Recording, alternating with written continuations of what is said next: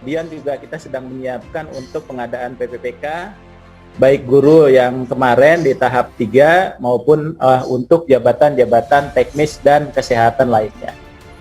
Nah, oleh sebab itu, kita juga sudah menyiapkan untuk tahun ini sekitar 940-an formasi yang sedang disiapkan, ya, sehingga saat ini kita mendorong bagi kementerian, lembaga, dan pemerintah daerah yang membutuhkan PPPK ini sudah bisa mengusulkan kembali, khususnya yang adanya perbaikan karena Permenpan 25. Jadi ada penyesuaian SOTK dan sebagainya, ini silahkan. Nah, kemudian posisi saat ini kami juga sampaikan posisinya kita memang baru 16% nih untuk yang guru, karena memang ada keterbatasan anggaran dan sebagainya, barangkali antara pelamar dengan yang lulus passing grade, kemudian juga dengan formasi yang ada di Pemda itu belum sesuai. Sehingga yang lulus PG itu tadi dia belum bisa diangkat menjadi PPPK di instansinya.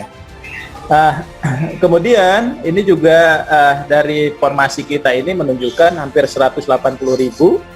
Untuk yang 3T itu kita tidak terpenuhi, ya, tidak terpenuhi karena masih ada 180.000. Makanya nanti akan ada penempatan di daerah-daerah 3T bagi guru-guru yang melamar dari P3K. Nanti formasinya akan kita pusatkan sehingga nanti guru-guru itu akan kita distribusi ke daerah-daerah terpencil gitu, ya. Termasuk juga tadi daerah-daerah yang memang tidak ada pelamarnya. Jadi arahnya itu memang sudah kepada jabatan-jabatan fungsional. Jadi dari kebutuhan kita di kurang lebih 1 juta di 2021 itu hanya 500 ribuan, ya, yang lulus sementara 173.000. Kemudian ini rata-rata yang kemarin di 2021 komposisi untuk jabatan-jabatan kita, ya, jadi khususnya jabatan-jabatan fungsional. Jadi fokus kita itu adalah di posisi di jabatan-jabatan fungsional. Nah, mudah-mudahan teman-teman ASN itu yang masuk tadi, yang melamar itu posisinya itu memang tadi ingin berkontribusi. Jadi sudah kita survei bahwa mereka itu masuk ke dalam ASN itu untuk melakukan perbaikan pelayanan masyarakat, ya, pelayanan masyarakat. Jadi ingin berkontribusi. Jadi karena status sosial dan lain-lain itu presentasinya sangat kecil sekali. Juga menyarankan ke saya untuk itu dijelaskan, Mas. Nah, akhirnya juga melalui podcast ini kita juga jelaskan. Jadi ceritanya sebetulnya itu mereka itu ditolak bukan karena P3K. Benar, mereka itu guru yang sudah lulus seleksi P3K tahun 2021, tapi hingga saat ini belum mengantongi SK P3K-nya belum terbit itu, Mbak, ya.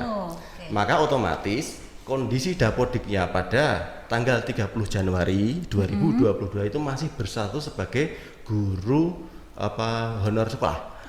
Nah, itu otomatis itu tidak masuk dalam sasaran PPG kali ini. Kecuali kalau dia memang sudah pegang sertifikat SK sebagai P3K dan pada tanggal 30 itu sudah nyebut di dapodik, sudah posisi dapodiknya datanya sudah P3K, ya itu pasti dipanggil. Tapi ini kan enggak, yang kemarin banyak sekali yang ditolak permanen itu kan karena kondisinya masih honor sekolah pada 30 Januari. Tapi sebetulnya tolak permanennya itu bukan oleh PMP. Saat itu penolakan massal itu dilakukan oleh admin pusat SIM PKB by system nolaknya. Dan alasannya ya by system, ya. Alasannya sama, yaitu masih dalam status kepegawaian guru honor sekolah pada tanggal 30 Januari 2022. Itu posisinya. Sedangkan P3K yang lain, P3K yang sudah cukup umur, yang sudah jadi P3K sejak awal 2021 kan ada, ya. Itu terundang. Kemarin Pak Bambang dan teman-teman asosiasi atau guru P3K di Jogja ini dari Sleman dan Bantul dan sebagainya itu juga bertandang ke LPMP, rawuh ke sini mengklarifikasi. Dan memang saya tanya, coba Pak, kalau punya Bapak, kagungannya Bapak bagaimana SIM PKB-nya? Oh, centang hijau semua dan saya berdapat notifikasi. Ya itu sebagai bukti. Sebagai bukti bahwa P3K kalau memang sudah P3K ya diundang. Dan tapi ewon semanten ada juga laporan guru P3K dia sudah dapat SK.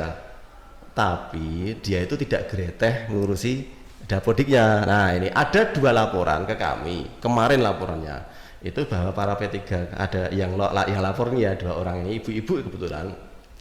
Ini Pak, saya itu sudah P3K, SK saya sama dengan teman-teman yang lain, tapi kenapa saya tidak? Nah, saya cek ya.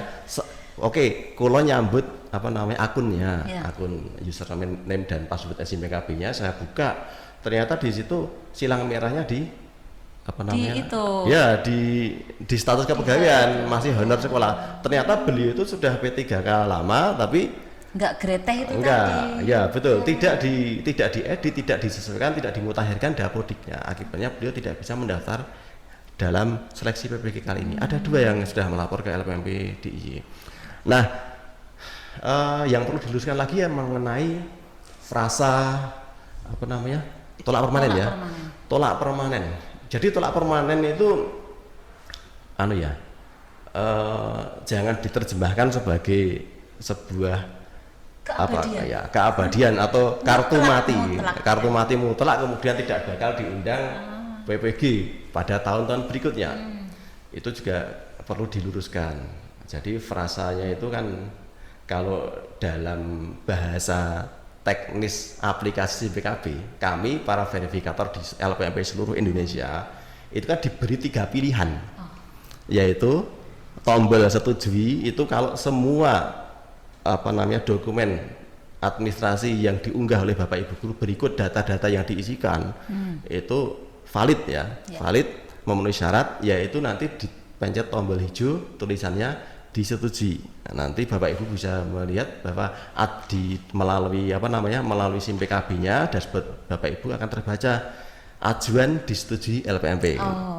Kemudian kalau kami melihat bahwa di situ sebenarnya ini belum sesuai dokumennya, tapi masih bisa diperbaiki. Entah itu masalah administrasinya, entah itu masalah linearitasnya, itu masih bisa kami sarankan untuk diperbaiki. Contoh, seorang guru dengan S1, ijazah S1-nya mapel A mapel A. Yang itu kalau melihat tabel linearitas mestinya bisanya melamar ke ke PPG ini, itu masuknya memilih ke prodi PPG X, Y, Z, ada 3 pilihan. Yang linear lah, dia itu malah milih melamar ke ke prodi W. Makanya ya kita sarankan mbok jenengan itu karena S1-nya A, ya cocoknya itu ya ke X apa Y atau Z gitu. Jangan itu ke W. Itu kami sarankan karena kami masih melihat peluang bahwa beliau itu masih bisa ikut PPG dengan S1 yang dimiliki saat ini. Itu nanti kita akan memilih penilaian verifikasi, yaitu diperbaiki, tolak perbaikan tolak perbaikan, artinya dia masih punya akses untuk memperbaiki dan mengulangi ajuannya. Tapi kalau misalnya seorang guru yang sudah tidak mungkin kami minta perbaikan lagi, baik linearitasnya tidak mungkin, dia S1 hubungan internasional kok tabelnya ada di tabel linearitas kan tidak mungkin. Maka itu saya pilih pasti tolak permanen. Atau misalnya dia seorang P3K daftar, lulusan P3K kebetulan tertulis di situ sudah P3K ya status kepegawaian dapodiknya, tapi sakjane belum turun SK-nya. Kan oleh LPMP dicek, ini SK-nya kok masih SK honor sekolah. Nah, dia masih dari SK kepala sekolah, ya sudah, kita akhirnya kemudian kita tolak permanen itu, karena kami yakin ini nggak mungkin bisa menunjukkan SK P3K. Kalaupun bisa mestinya sudah diunggah toh. Ya pasti sudah diunggah pada kesempatan pertama. Ini kami tolak permanen. Tapi kalau sudah ditolak permanen, memang Bapak Ibu saat ini tidak bisa memperbaiki ajuan lagi. Beda kalau yang tolak perbaikan. Tapi bukan berarti itu kemudian vonis next time nggak boleh lagi PPG. Kalau nanti suatu saat data dapodiknya sudah benar diundang lagi kan, terus kemudian Bapak Ibu bisa sampaikan dalam verifikasi administrasi itu SK yang sesuai, ya pasti lulus verifikasinya begitu. Jadi nggak usah galau dengan frasa tolak permanen. Dan ini mungkin juga perlu perbaikan ke depan. SIM PKB barangkali pengembang juga bisa frasa yang kejem gitu, jangan dian lah. Kalau bisa pilihannya itu disetujui, kemudian mungkin diminta perbaikan, sama yang sebenarnya ya jangan tolak permanen, tapi tidak memenuhi syarat gitu saja. Itu mungkin lebih ya. Karena di lapangan itu kan iya. kita yang sering di lapangan itu kadang kalau tolak permanen itu gampang sekali digoreng oleh orang yang suka menggoreng isu gitu. Kalau tidak memenuhi syarat misalnya itu kan lebih ya, mungkin lebih